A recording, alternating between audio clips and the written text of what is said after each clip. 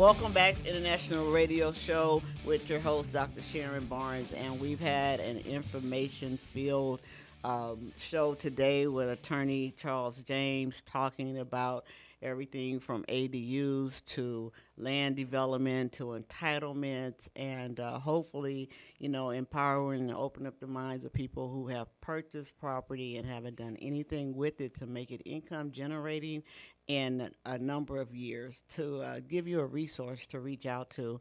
And so, just as we were talking about the ADUs and about making multifamily, just want to make the distinction that I've received from a lot of the lenders between the ADU, accessory dwelling unit, living spaces, and spaces that qualify as SB9 when it comes to rent. My understanding from my lending partners are that with an accessory dwelling unit on the property, you have to collect rent for about 24 months before it can be treated, say, the same as if you bought a condo or you had a investment property at a separate location.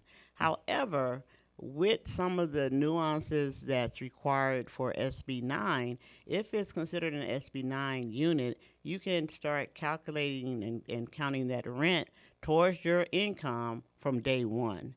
And then there's just a few little differences, maybe like having an address or separately metered, and those vary from city and county.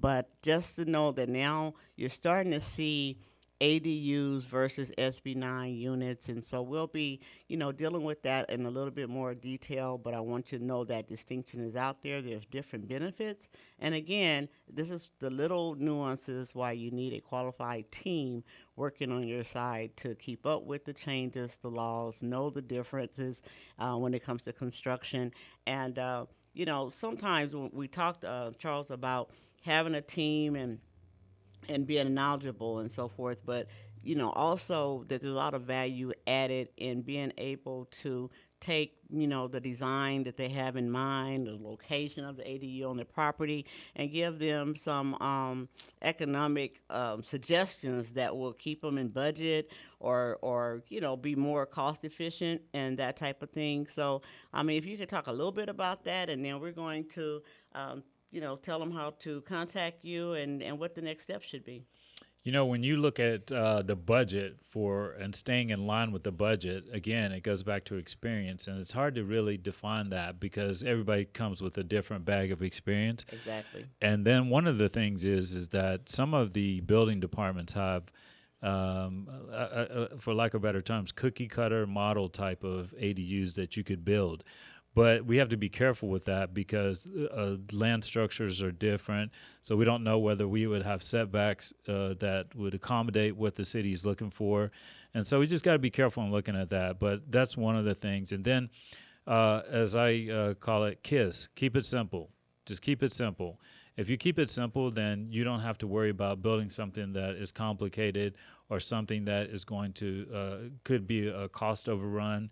And then again, I cannot stress enough, you got to have the right team and the right ideas.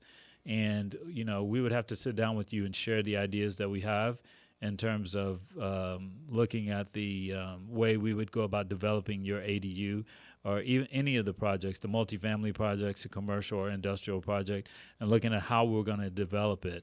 But going back to your point, just looking at how to make things cost effective. Because in the building industry, that is where you win.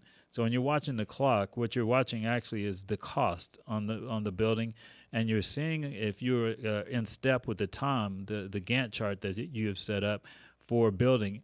And people say, well, that's not a budget. It is a budget because every time if you go over, when you say you're going to finish in 10 days and you finish in 20, that's money.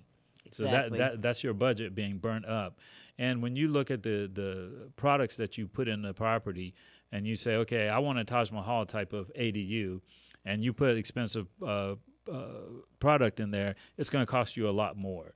And sometimes when you look at a budget or you look at things that you're doing, you think that, oh, this is going to run my budget over putting solar panels on a property. If it's done properly, then it can benefit you greatly. If it's not done properly, then it won't. Yeah, it's just really important. I know we work with a lot of people who are building ADUs for family and different things, and so the math is not their number one criteria. However, have knowing what the end is going to be, whether you're building for a rental income or for a loved one or for a child, we still can sit down and strategize how the ADU can pay for itself and improve your property and help your family live a better, more comfortable economic life in California. So we thank you for tuning in with us today. Charles, how can they get in contact with you? You guys can reach me at cjames at charlesjameslaw.com. So again, that's cjames, James, at charlesjameslaw.com.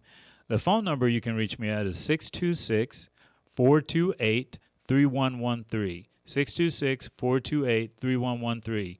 Dr. Barnes, thank you for having me. Oh, you're welcome. Thank you for being here. I'm Dr. Sharon Barnes. You can contact me on social media under Dr. Sharon Barnes Real Estate or under ADU Advantage. My website is ADU Advantage Now, and the phone number you can reach me is 909 708 5263. 909 708 5263. See you next month. Enjoy the rest of your weekend.